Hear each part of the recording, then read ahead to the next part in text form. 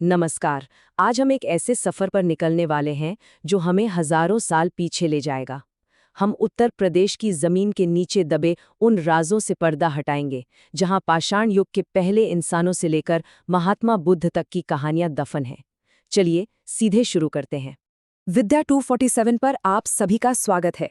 आज की इस प्रस्तुति में हम उत्तर प्रदेश की जमीन के नीचे छिपे हजारों साल पुराने रहस्यों को परत दर परत खोलेंगे। ये वो कहानियां हैं जो पत्थरों, पुराने औजारों और शहरों के खंडरों में आज भी जिंदा हैं। अगर आप इतिहास की इन गहराइयों में हमारे साथ उतरना चाहते हैं तो इस चैनल को सब्सक्राइब करना बिल्कुल मत भूलिएगा। तो चलिए कहानी की शुरुआत करते हैं, एकदम शुरुआत से, पाषाण युग से। ये वो जमाना था जब इंसान ने पहली बार इस धरती पर अपने होने के निशान छोड़े थे। तब इतिहास लिखा नहीं जाता था, बल्कि पत्थरों पर गढ़ा जा रहा था। देखिए, पाषाण युग को बेहतर समझने के लिए इसे 3 हिस्सों में बांटा जाता है। सबसे पहले है पुरा पाषाण काल, जब इंसान शिकारी था, खाना बदोश था। फिर आया मध्य पाषाण काल, जब औजार छोटे और बेहतर हुए और पहली बार बस्तियों के निशान मिले।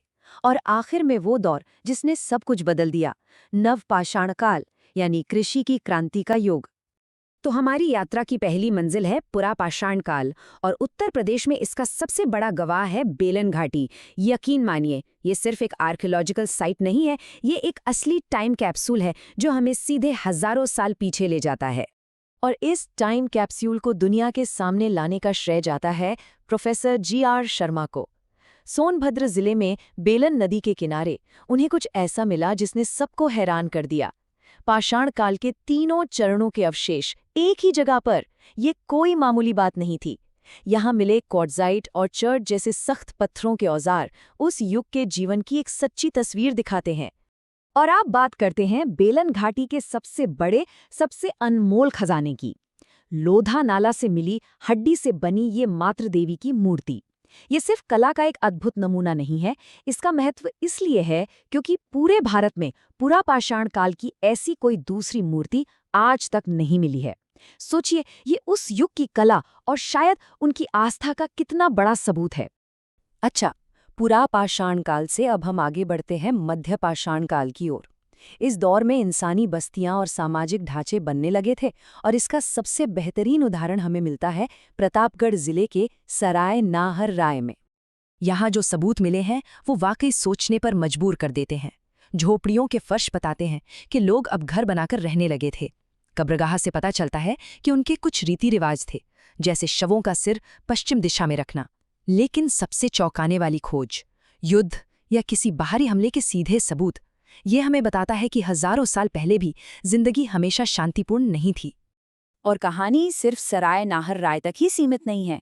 जैसे महादहा में, जहां जोड़ों में दफनाए गए शव और तीर की नोकों से बने गहने मिले हैं।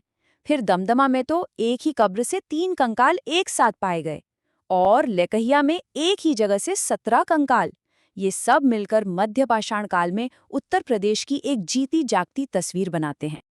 अब हम उस दौर में पहुंचते हैं जिसने मानव इतिहास की दिशा को हमेशा हमेशा के लिए बदल दिया, नव पाषाण काल।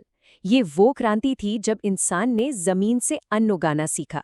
और आपको जानकर गर्व होगा कि उत्तर प्रदेश इस क्रांति का एक बहुत बड़ा केंद्र था। ये स्लाइड एक तरह से इतिहास को बदलने वाली है। देखिए, दशकों तक ये माना जाता था कि हमारे उपमहाद्वीप में खेती का सबसे पुराना सबूत पाकिस्तान के मेहरगढ़ से मिला है, जो करीब 7000 ईसा पूर्व का है। लेकिन फिर उत्तर प्रदेश के संत कबीर नगर में लहुरा देव की खोज हुई, और यहाँ से जो अनाज की खेती के सबूत मिले वो 9000 से 8000 ईसा पूर्व के थे।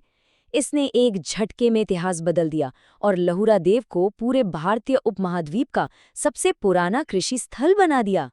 तो पाषाण युग से आगे बढ़कर अब हम आते हैं भारत की पहली शहरी सभ्यता पर, यानी हड़प्पा सभ्यता।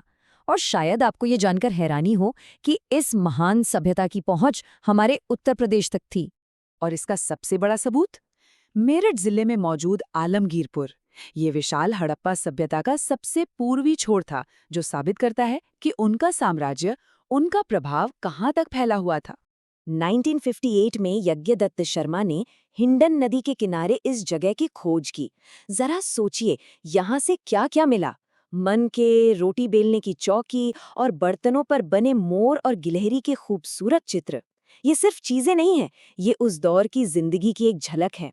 इतना ही नहीं, बर्तनों पर एक तरह की लिखावट भी मिली जो बताती है कि ये लोग कितने विकसित थे। और देखिए, आलमगीरपुर अकेला नहीं था। सहारनपुर के हुलास से लेकर मुजफ्फरनगर के मांडी गांव तक उत्तर प्रदेश के कई जिलों में हड़प्पा सभ्यता के निशान मिलते हैं, जो इस क्षेत्र में उनकी गहरी जड़ों को दिखाते हैं। अब हम इतिहास के उस दौर में चलते हैं जहां हमें सिर्फ चीजें नहीं बल्कि एक महान व्यक्तित्व के ठोस निशान मिलते हैं। ये महात्मा बुद्ध का समय था और पुरातत्व हमें उनके जीवन से जुड़ी जगहों की सच्ची कहानी बताता है। सिद्धार्थनगर जिले में पिपरहवा एक ऐसी ही जगह है। सालों तक ये एक पहेली थी कि आखिर बुद्ध के पिता की राजधानी प्राचीन कपिलवस्तु कहाँ थी। इस पहेली का जवाब पिपरहवा की जमीन के नीचे से निकला, और इस पहेली को सुलझाने वाली चाबी थी ये अवशेष मंजूषा। ये एक तरह का पवित्र बक्सा था जिसमें बुद्ध या उनके समुदाय के अवशेष रखे जाते थे। 1898 में जो मंजूषा मिली उस पर कुछ लिखा था जिसमें बुद्ध और उनके शाक्य समुदाय का जिक्र था। बस ये एक निर्णायक खोज थी जिसने सालों की बहस पर विराम लगा दिया। लेकिन सबूतों का सिलसिला यहीं नहीं रुका। जब 1971 से 77 के बीच एएसआई ने फिर से खुदाई की तो 2 और मंजूषाएं मिलीं, जिनमें 22 पवित्र अस्थि अवशेष थे। साथ ही 40 से ज्यादा टेराकोटा मोहरें भी मिली। एक के बाद एक सबूत मिलते गए और ये बात पूरी तरह पक्की हो गई कि पिपरावा ही प्राचीन कपिलवस्तु है। बुद्ध के जीवन से जुड़ा एक और बेहद पवित्र स्थल उत्तर प्रदेश में ही है, कुशीनगर। ये वो स्थान है जहां 80 साल की उम्र में महात्मा बुद्ध ने महापरिनिर्वाण प्राप्त किया, मतलब अपना शरीर त्यागा। इतिहास बताता है कि 483 ईसा पूर्व में हिरण्यवती नदी के किनारे ये ऐतिहासिक घटना घटी।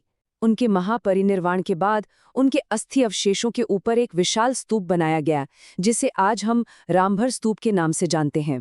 ये स्तूप आज भी उस महान क्षण का गवाह बनकर खड़ा है। तो देखा आपने, हमने कितना लंबा सफर तय किया है। हमने उत्तर प्रदेश की विरासत की उन परतों को खोला है जो हमें वक्त में बहुत बहुत पीछे ले जाती हैं।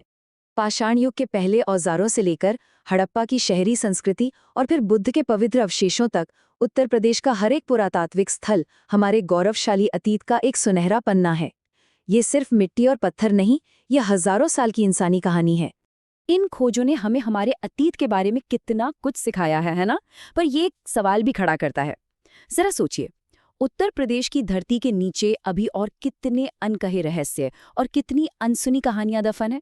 इस खोज को जारी रखने के लिए विद्या 247 के साथ बने रहें और चैनल को सब्सक्राइब जरूर करें। धन्यवाद।